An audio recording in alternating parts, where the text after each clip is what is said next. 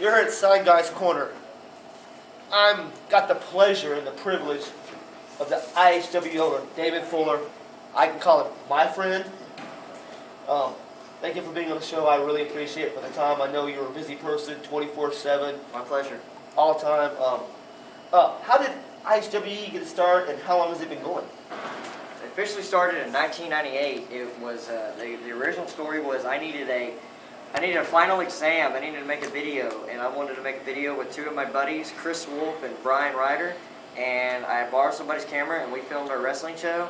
But we didn't feel like playing superstars that we saw on TV. We came up with our own monikers, and that's how it started. It started as a final exam project from our broadcast journalism class.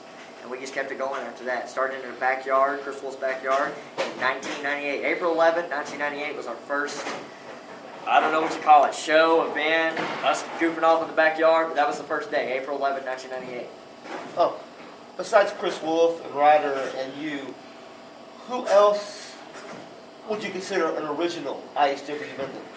Rodney Mack, Jazz, the Necro Butcher, Logan, Chris Richter, Brian Kendrick, Kevin Douglas, and I believe that would be it.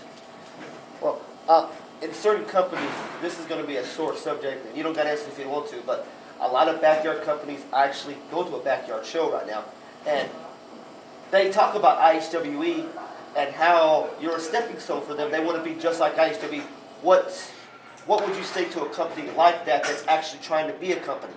Not a sore subject at all. Everybody has a dream, and hey, we all started in a backyard. At some point in our lives, we wrestled in the backyard. The Hardy Boys did it, Mick Foley did it, and everybody did it. It's cool. But as long as you are safe, and as long as you learn the right way to do things, as long as you respect the business, you're not in business for yourself, you're not in business to be a superstar, impress your friends and your girlfriends, and you take this seriously, everything will be okay. Get trained, go to a school, learn the right way. I understand when you're young, wrestling in the backyard, that's fine. But once you get to the age, you need to get to a school if you really want to pursue this, because that's the only way to go. Well, I followed you. We've been friends for almost a year and a half now, right? Right. You were a wrestler and an owner, and then you decided to hang your boots up. What made you finally decide to do that? I wrestled for 11 years, and I went up and down the state of Texas. I used to wrestle in Austin all the time before Anarchy Championship Wrestling started, and I used to tour. And I'm sore now, and you know next year I'll be 30 years old, and I will also be in my 14th year in the business. That's half of my life, and so I just felt like, okay, I'd done that. You know, now it's time to take a step back and get back to the business, and that's what I'm doing. I mean, I had my fun as a wrestler, and a lot of it was injury, and it was just my time was done.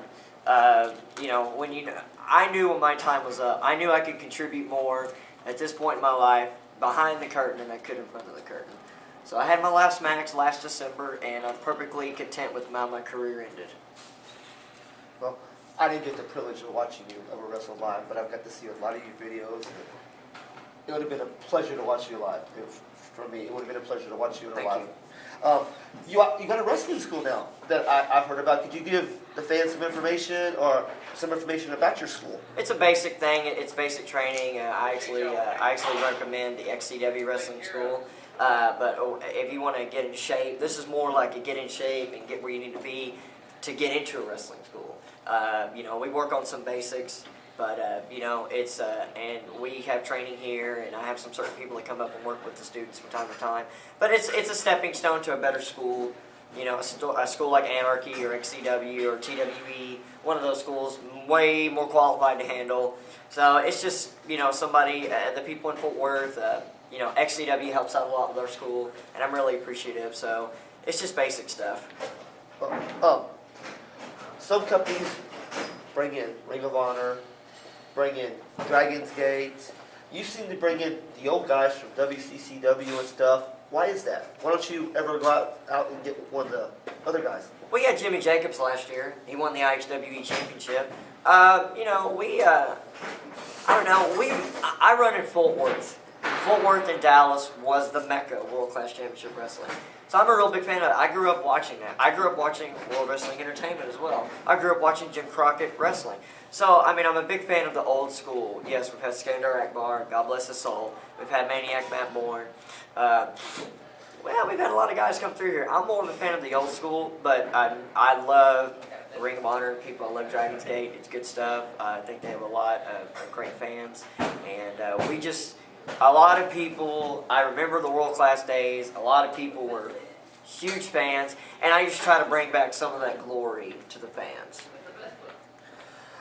Now, you consider yourself insane. What kind of extreme matches have you had here? Or can you say that you've had since you've been doing the shows? I've done barbed wire, I've done thumbtacks, I got split open with the IHWE Championship belt last year. SB1 took it and split it right across my head. I've been in a ring with Necro Butcher, been in a ring with Rodney Mack. I was in the first XCW battle box. So I've had my. I'm not any big time hardcore wrestler by any means. I've gotten in the ring. I've gotten bloodied up a few times. I've lost. See this? I lost some stuff. So I mean, no big deal. What kind of insane stuff can fans look for when they come to IHWE? That name was when we first started, and I like to keep the name. We're insane about putting on a great wrestling show. We're hardcore to our fans. We have some wrestling, and you're going to get entertainment as well. We have an insane hardcore to our fans. And we have a commitment to our fans to put on the best wrestling and the best entertainment that we can. And that's what you'll get here from IHWE. Now, this next question is going to be a question about your wrestling career. Okay. Then a question about your company. Okay. Okay. What is that favorite, oh my God moment so far that you've had? You can give maybe 2 or 3, but what's been that oh my God moment? I can't believe that just happened. I would say this year when XCW's night came in and we shook hands after 10 years of really not liking each other, real life not liking each other. That was a big moment. For me personally, when Skandar Akbar, Bill Mercer, and Mark Lawrence were in this building and they reunited for the first time in 20 years, that was a pretty big moment. And I think that's the moment right there. It's not an oh my God moment, but I mean it's a real big, what I call, it's a real big moment for me personally. So. Okay. Now, what's the most shockingest moment? Man, I think I just gave you that answer. I don't know. I think what shocked everybody the most was when Main Event Mike Fox and Franco D'Angelo came to IHWE.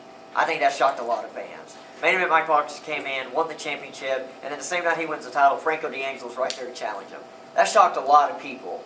And I think Matt Bourne selling out and aligning himself with such shiny Mike Fox was another shocking moment. So I think both of those are a tie. Well, there's a lot of fans and there's a lot of kids that want to be wrestlers and they're trying it in the backyard.